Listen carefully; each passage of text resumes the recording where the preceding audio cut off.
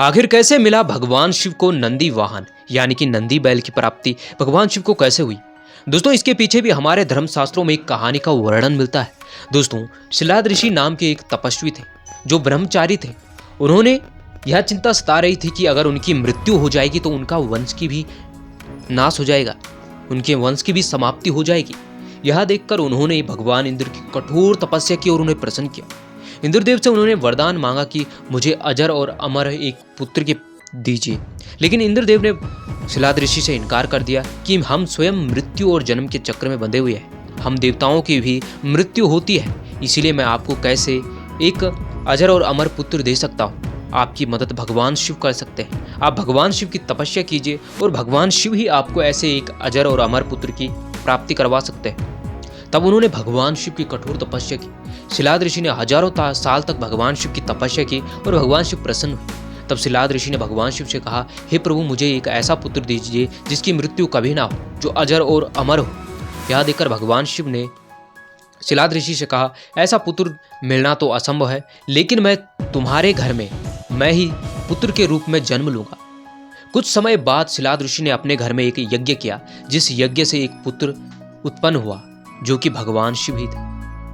उस जो यज्ञ से बालक की उत्पत्ति हुई वह स्वयं भगवान शिव की ही तरह था। उन्होंने बागंबर धारण की थी, छोटा बालक था और उनके मस्तक पर चंद्र था, हाथों में त्रिशूल था। इतना मनमोहक रूप देखकर शिलाद ऋषि मोहित हो गए। उन्होंने भगवान शिव के इस बाल स्वरूप को अपने गले लगाया और वह बाहर आए और अपने साथ सभी ऋषि मुनियों को अंदर ले गए। जैसे ऋषि मुनियों ने देखा तो उस समय भगवान शिव साधारण रूप में थे। यह देखकर शिलाद ऋषि रोने लग गए और तब ऋषि मुनियों ने उन्हें समझाया कि यह भगवान शिव के ही अंश है और भगवान शिव ही है। कुछ समय बाद शिलाद ऋषि के घर में भगवान शिव के अवतार यानी कि नंदी जी बड़े हुए। उन्होंने उनका नाम नंदी रखा और एक बार उनके घर में 2 ऋषि आए जिन्होंने उनके घर में भोजन किया, लेकिन उन्होंने शिलाद ऋषि को चिरंजीवी होने का वो आशीर्वाद दिया, लेकिन नंदी को चिरंजीवी होने का आशीर्वाद नहीं दिया। यह देखकर शिलाद ऋषि ने कहा कि आपने मेरे पुत्र को चिरंजीवी होने का आशीर्वाद क्यों नहीं दिया और मुझे चिरंजीवी होने का आशीर्वाद दिया। यह देखकर दोनों ऋषियों ने कहा कि इस बालक की अल्प आयु है। यह देखकर शिलाद ऋषि चिंतित हो गए।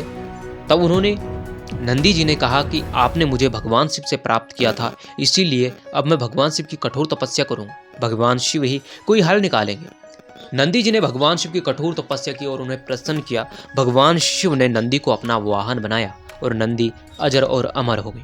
दोस्तों, अगर वीडियो अच्छा लगे तो फॉलो और लाइक जरूर कीजिए। ऐसे ही ज्ञानवर्धक वीडियो देखने के लिए हमारे यूट्यूब चैनल को सब्सक्राइब कीजिए और पौराणिक कहानी नाम से ही हमारा इंस्टा भी है।